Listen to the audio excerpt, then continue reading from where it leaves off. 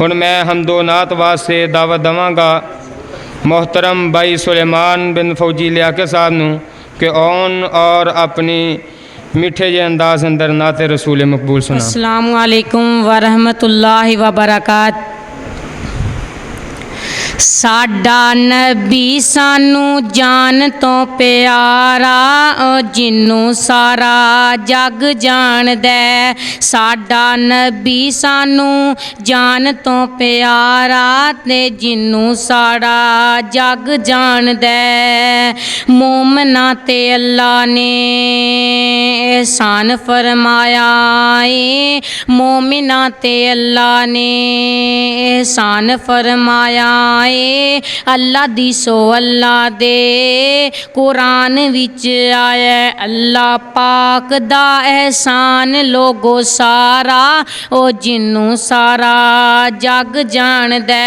अल्लाह पाक दा एहसान लोगो सारा ओ जिन्नू सारा जग जाणदा। साडा नबी सानू जान तो प्यारा ओ जिन्नू सारा जग जाणदा।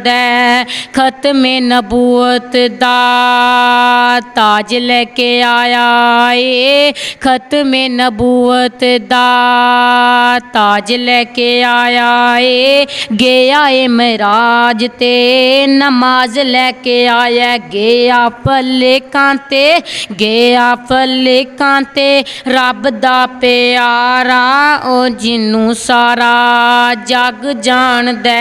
साडा नबी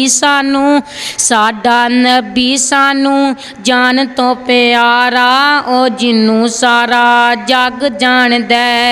अलम नशराह लोगो सीना मेरे पीर दा, अलम नशराह लोगो सीना मेरे पीर दा।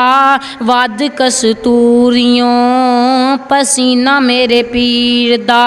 साडा नबी सानू जान तो प्यारा ओ जिन्नू सारा जग जाणदा।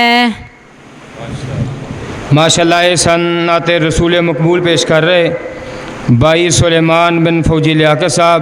दुआ है अल्लाह पाक इस बच्चे नूं कुरान पाक दा हाफिज़ बनाए और दीन दा मुबल्लग और दाई बनाए।